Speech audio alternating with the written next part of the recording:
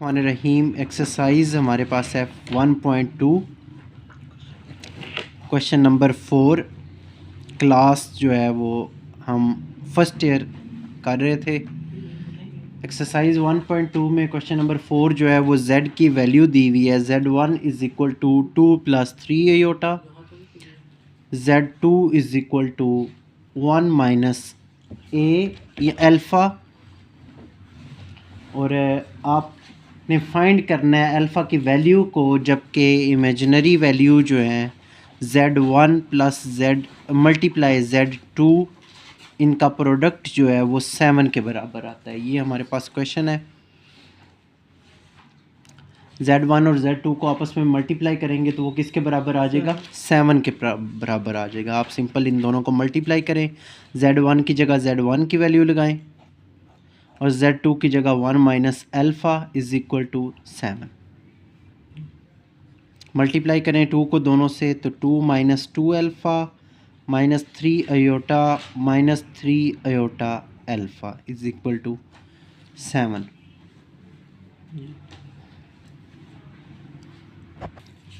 अब क्वेश्चन में आप गौर करें तो यहाँ पे लिखा हुआ है इमेजिनरी वैल्यूज़ का प्रोडक्ट जो है वो किसके बराबर आ जाएगा? 7 के। मतलब है z1 और z2 का आपने पहले मल्टीप्लाई करना है, जैसे हमने मल्टीप्लाई किया है।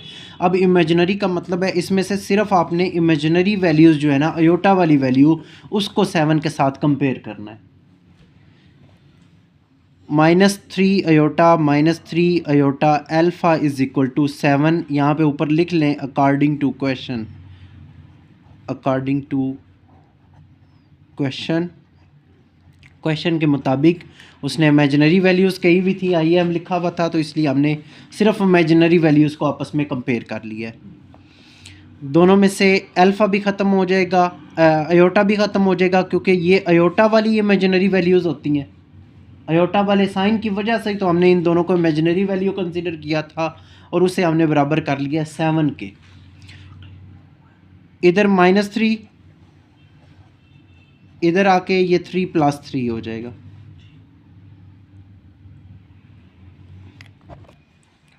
यहाँ पे सॉरी माइनस की मिस्टेक है, इधर ये जाके माइनस हो जाएगा।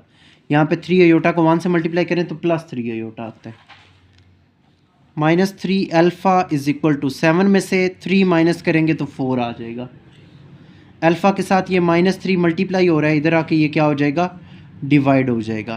तो माइनस बेशक नीचे हो, माइनस बेशक ऊपर हो, तो इसका मतलब यही होता है कि माइनस पूरी वैल्यू के साथ है। अल्फ़ा की वैल्यू आ गई हमारे पास -4/3। यहाँ ये क्वेश्चन में थोड़ा सा यहाँ से आपको कॉम्प्लिकेशन का सामना करना पड़ेगा, जहाँ पे मैंने लिखा है अकॉर्डिंग टू क्वेश्चन।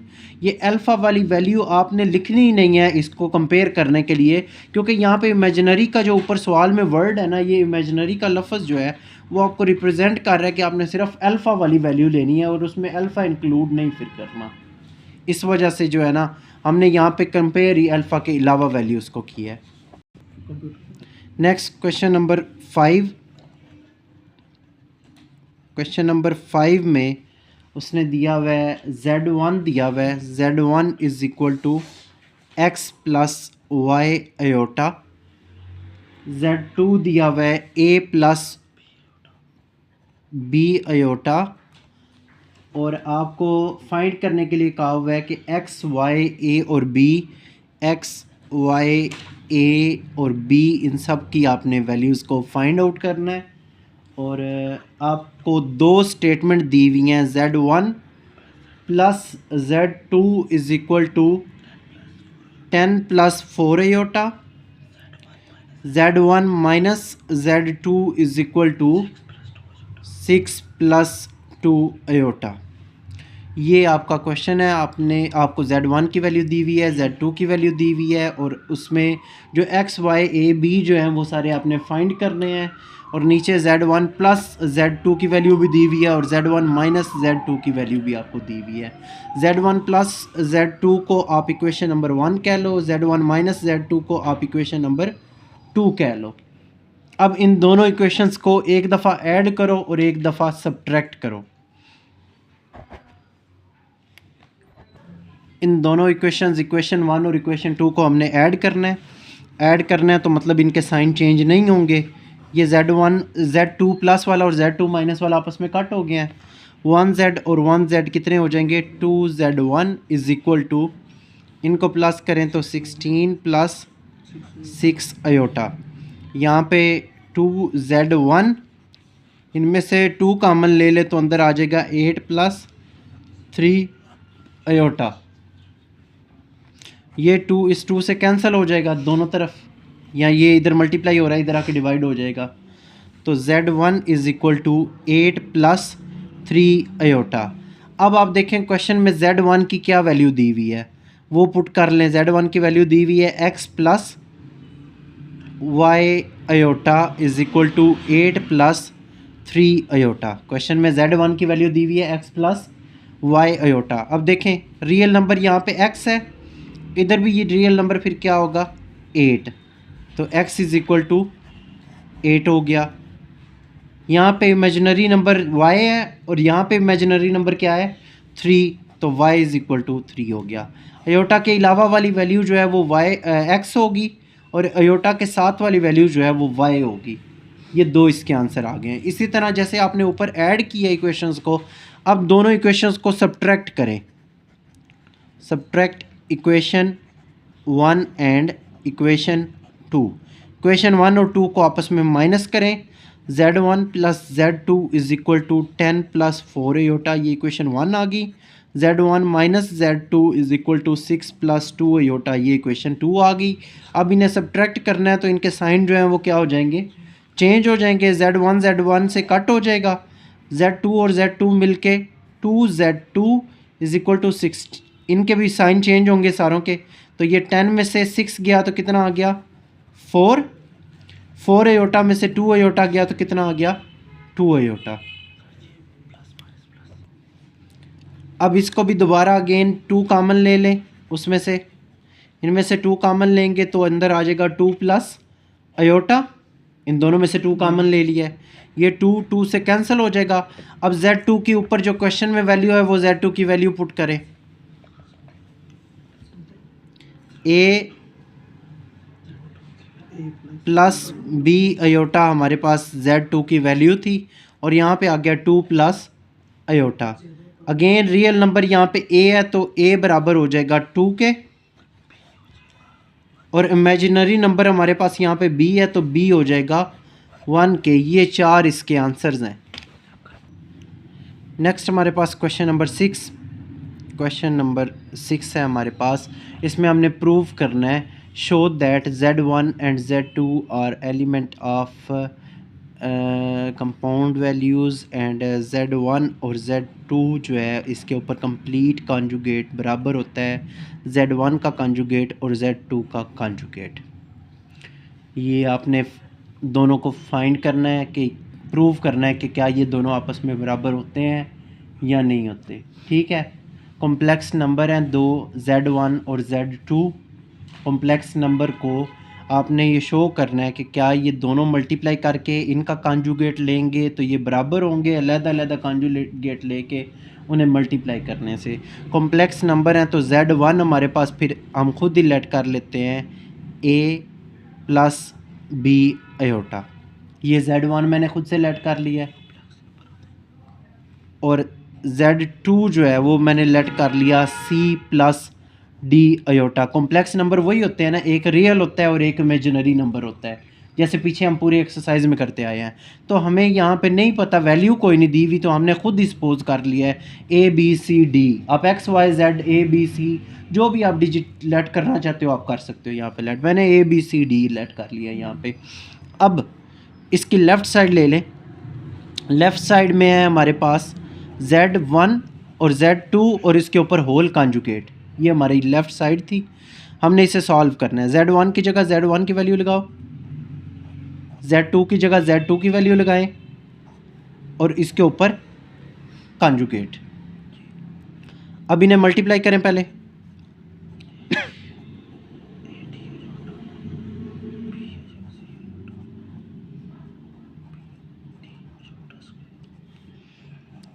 इसके ऊपर कॉन्जुगेट मल्टीप्लाई कर लिया और उसके ऊपर क्या लगा लिया हमने, कॉन्जुगेट लगा लिया है।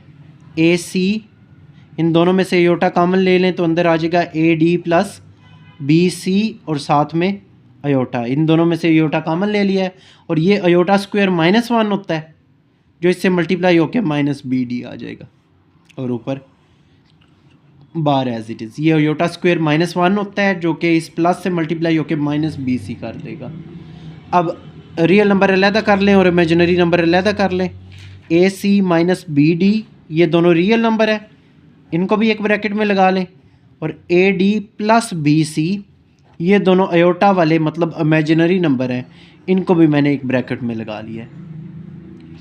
अब बार ने क्या करना होता है, बार ने अयोटा वाला सिर्फ साइन क्या कर देना होता है, चेंज कर देना है। तो ये अयोटा वाली वैल्यू है, इसका साइन चेंज हो जाएगा, A D plus B C aorta.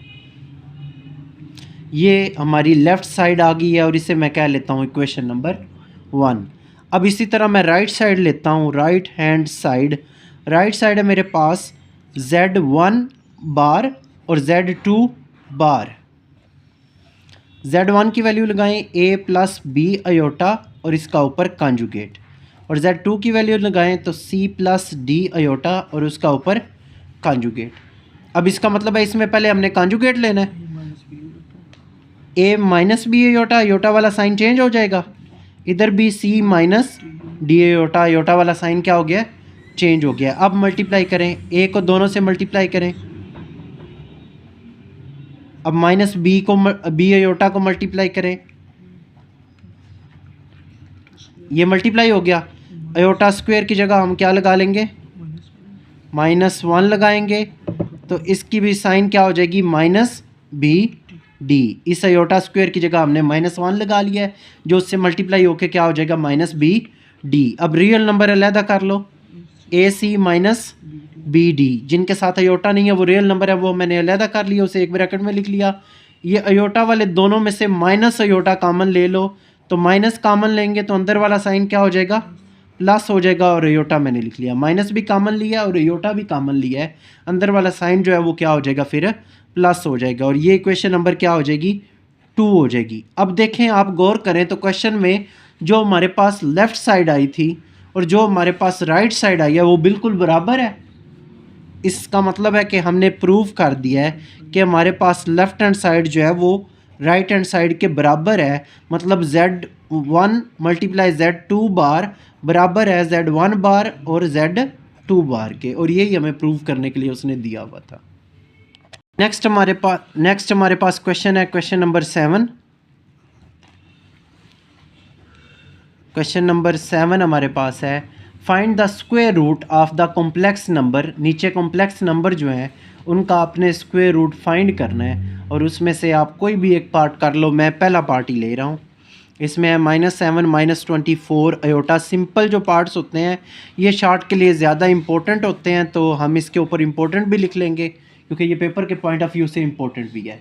अब हमने क्या फाइंड करना है, स्क्वायर रूट फाइंड करना है, square root of this complex number. हमेशा आपको पता है हम कॉम्प्लेक्स नंबर को लेट z के बराबर ही करते हैं, तो z is equal to -7 -24 iota. Complex number वो नंबर होते हैं जिसमें एक रियल वैल्यू होती है और एक अयोटा वाली कॉम्प्लेक्स वैल्यू होती है।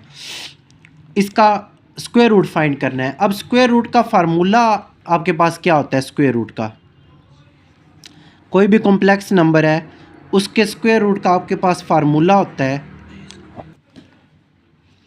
प्लस माइनस दोनों में इसका फार्मूला आ जाएगा, plus minus under root x square plus Y square plus x divided by 2 और इसका whole square plus Y iota Y का डिटर्मिनेंट, ऊपर वही स्क्वायर रूट, आगे वाली value same as it is X square plus Y square minus X divided by 2। ये formula थोड़ा सा कॉम्प्लेक्स है, आपने इसे याद करना है। यहाँ पे ना अक्सर जो टीचर हैं वो यहाँ पे under root x square plus Y square की जगह पे ना जेड का डिटर्मिनेंट भी लिख देते हैं, क्योंकि किसी भी चीज़ का डिटर्मिनेंट हमने पीछे क्वेश्चन में लिया है तो वो भी सेम यही चीज़ बनती है। उस कन्फ्यूजन से भी बचने के लिए यहाँ पे ना under root x square plus Y square ही लिखेंगे हम, ताकि हम सिंपली उसकी ना वैल्यू ऊपर से पुट कर सकें। तो x square plus Y square का whole square square root plus x divided by 2, और यहाँ पे माइनस एक्स डिवाइडेड बाई 2 आता है। यहाँ पे iota Y divided by Y का डिटर्मिनेंट हमने यहाँ पे साथ में लिख लिया है। अब इस वैल्यू में एक्स कौन सी है और वाई कौन सी है आप बता सकते हैं? ये -7 जो है वो एज आ एक्स आ जाएगा, और ये -24 जो है वो एज आ वाई आ जाएगी। इसमें आपने वैल्यू पुट कर देनी है, तो हम वैल्यू पुट करते हैं under root z is equal to plus minus square root of x की जगह x की वैल्यू पुट करेंगे -7 का स्क्वायर, और y की जगह y की वैल्यू पुट करेंगे -24 का स्क्वायर, प्लस x की जगह दोबारा क्या पुट करेंगे -7 डिवाइडेड बाय 2, और इसका होल स्क्वायर रूट, आगे प्लस अयोटा y की जगह -24, और नीचे दोबारा क्या आ गया y का कॉन्जुगेट डिटर्मिनेंट, नीचे y की value -24 square root of whole square root ले लिया मैंने, स्क्वायर रूट ऑफ अंदर वैल्यू क्या है x का स्क्वायर -7 का स्क्वायर, y का स्क्वायर -24 का स्क्वायर, माइनस x है तो x की जगह -7 दोबारा पुट कर लिया डिवाइडेड बाय 2। ऊपर फार्मूला इसमें x और y की सिर्फ आपने वैल्यूज़ पुट कर देनी है। इसे थोड़ा सा सिंप्लीफाई करते हैं,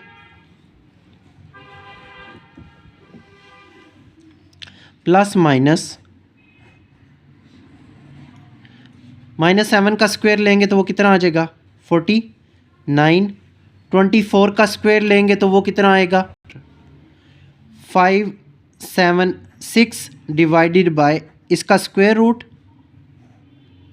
ये प्लस और -7 और इस होल का डिवाइडेड बाय 2। यहाँ पे मैंने 7 का स्क्वायर ले लिया और -24 का स्क्वायर ले लिया है। इसी तरह ये माइनस और प्लस -24, नीचे जो है ना जब मॉड आ जाए या जो है वो डिटर्मिनेंट आ जाए, माइनस मॉड इसे बोलते हैं, जब मॉड आ जाए तो माइनस जो है वो प्लस में कन्वर्ट हो जाता है। इन दो लाइनों के दरमियान वाला जो माइनस होता है वो हमेशा किस में कन्वर्ट हो जाता है, प्लस में कन्वर्ट हो जाता है। स्क्वायर रूट ऑफ अगेन अंदर वही वैल्यू है, 7 का स्क्वायर 49 और 24 का स्क्वायर 7572, ये माइनस और माइनस +7 डिवाइडेड बाय 2। दोनों जगह पे हमने यही स्टेप किया कि 7 का स्क्वायर और 24 का स्क्वायर ले लिया हमने। अब plus minus square root of इन दोनों को 49 और 576 को आप प्लस करें तो इसका आंसर आ जाएगा 5 7 4 11 और 1 12 625 -7 डिवाइडेड बाय 2, माइनस ये आपस में कट हो जाएंगे, 24 से कट होकर सिर्फ अयोटा रह जाएगा, under root of 625 +7 divided by 2। हमने सिर्फ अंडर रूट के अंदर वाली वैल्यूज़ को प्लस कर लिया है, plus minus square root of 625 का जब स्क्वायर रूट लेंगे तो ये सिर्फ 25 आ जाएगा, 25 -7 divided by 2 minus iota, same ये भी काम है 25 +7 डिवाइडेड बाय 2। एक गलती जो आप बच्चे बहुत ज़्यादा करते हैं वो ये है कि ये स्क्वायर रूट सिर्फ इस अंदर वाली वैल्यू का है, ये 7 का स्क्वायर रूट नहीं है। पहले इसका स्क्वायर रूट लेंगे, जो आंसर आएगा उसे माइनस या प्लस करना है अपने 7 के साथ, तो ये वैल्यू हो जाएगी plus minus square root of 25 में से जब 7 माइनस करेंगे तो 18 आ जाएगा, माइनस आयोटा, इन दोनों को प्लस करेंगे तो 32 डिवाइडेड बाय 2। अब इन्हें कट कर ले, कट करेंगे तो 2 1 ज़ा 2, 2 9 ज़ा 18 और ये 2 1 ज़ा 2, 2 16 ज़ा 32। अब इसका स्क्वायर रूट ले लें,